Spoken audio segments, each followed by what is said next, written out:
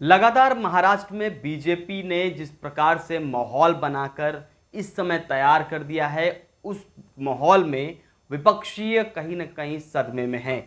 माना जा रहा है कि इस समय जो सियासी संकट चल रहा है उसके पीछे कोई खेल खेल रहा है, तो वो भारतीय जनता पार्टी।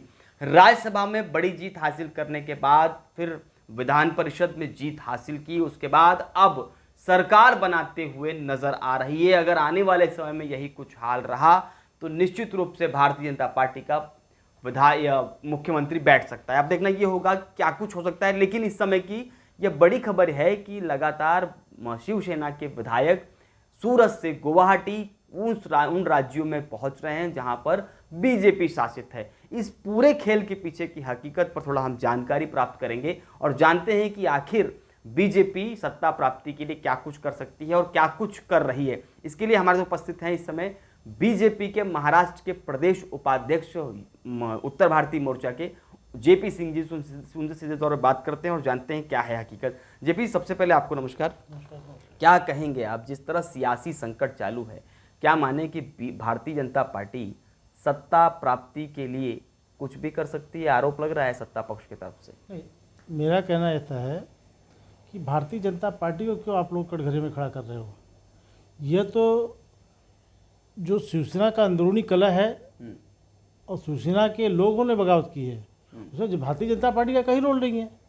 कहीं ना कहीं ये कहा जा रहा है ना कि एकनाथ शिंदे जी ने साफ तौर पे कहा कि बीजेपी के साथ गठबंधन कर लीजिए, और बीजेपी लगातार कहती रही है हम जल्द ही सरकार स्थापित करेंगे, ऐसा वो कहती रही है, तो कहीं ना कहीं उसी को आगे बढ़ाया है। देखिए, ऐसा कहने में कोई हर्जा नहीं है, क्योंकि बीजेपी यहाँ की सबसे बड़ी पार्टी है, महाराष्ट्र की सबसे लार्जेस्ट पार्टी है, और वो जीत कर गए हैं। जनता ने उनको जीत के भेजा है। एमएलए सबसे ज़्यादा उनके पास, सबसे ज़्यादा एमएलए।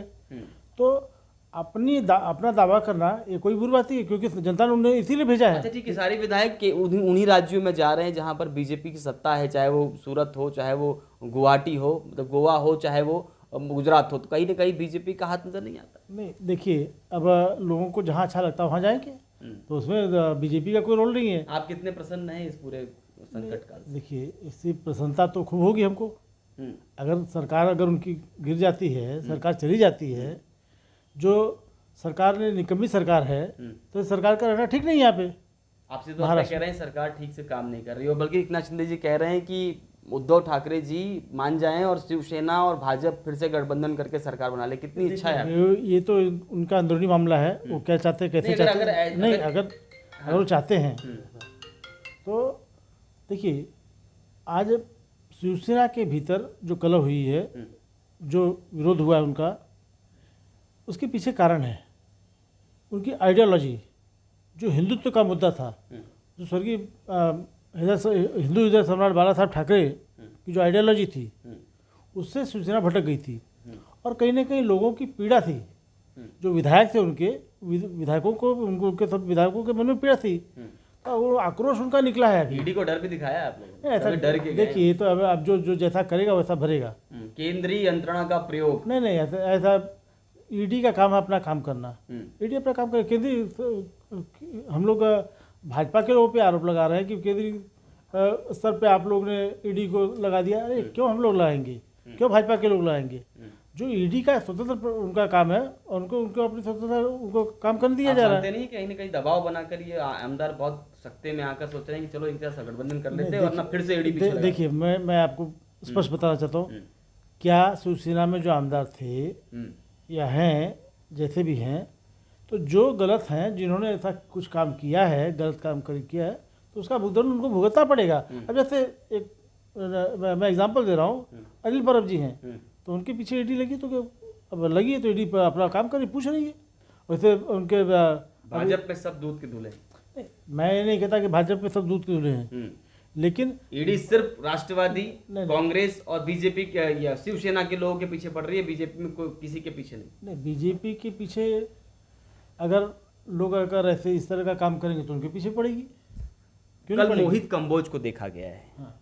आपके बीजेपी के बड़े अच्छे नेता हैं, युवा नेताओं में शामिल हैं, वो बड़ा गद्दावर तरीके से, क्या लगता नहीं मोहित कंबोज का उन आमदारों के साथ में उठना बैठना चलना कहीं ना कहीं बीजेपी का षड्यंत्र है सत्ता की प्राप्ति के लिए?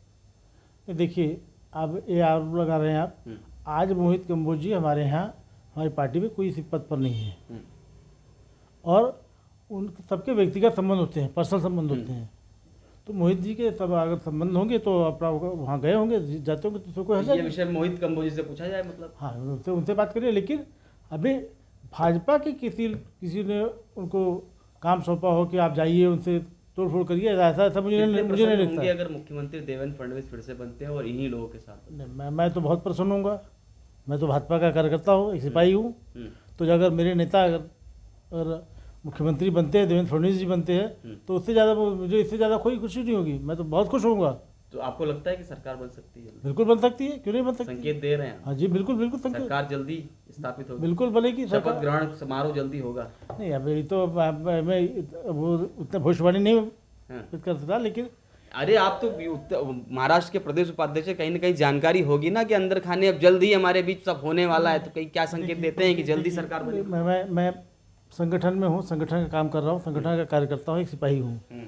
तो मुझे संगठन का काम करने का मौका दिया गया, पार्टी ने मुझे मौका दिया है, मुझे जवाबदारी जो दिया वो उसका निर्वहन कर रहा हूँ। लेकिन जो इसके लिए अधिकृत व्यक्ति हैं पार्टी के भीतर, अगर उनसे पूछेंगे तो शायद वो बता सकते हैं, लेकिन मैं इसके लिए अधिकृत नहीं हूँ। संकेत कितने?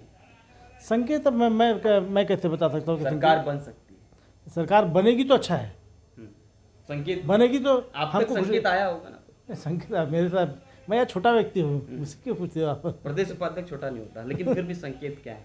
सरकार बनने के तय हैं, माने हम लोग कितना है? सरकार देखिए, सरकार अगर शिवसेना के विधायक जो हैं, जो बगावत किए हैं, अगर वो हिंदुत्व के मुद्दे पर हमारे नेता आदरणीय देवेंद्र फडणवीस जी को अगर अपना नेता चुनते हैं, मानते हैं, अगर उनके नेतृत्व में सरकार बनाने के तैयार है, तो सर हमको सरकार बनानी है, सरकार तो हमको बनानी पड़ेगी।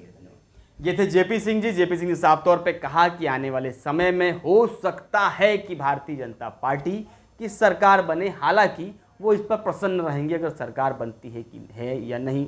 उन्होंने ये भी कहा कि शिवसेना के आंतरिक कलह का मामला है, इसलिए हिंदुत्व के मुद्दे पर और नेतृत्व जो इस समय मुख्यमंत्री उद्धव ठाकरे जी के हाथ में शिवसेना का है, वो ठीक नहीं है। उन्होंने सीधे तौर पर कहा कि निकम्मी सरकार है जिसने काम ढंग से नहीं किया और इनको विधायकों का भविष्य खुद को खतरे में लग रहा है, जिसकी वजह से ये बगावत चालू है। अब देखना ये होगा कि सियासी संकट के बीच में क्या कुछ रूप रंग सामने आते हैं, भाजपा का रोल कितना है और कितना नहीं, ये सब धीरे धीरे स्पष्ट होगा। एंटी करप्शन न्यूज़ के लिए सचिन दीक्षित, नाला सोपारा।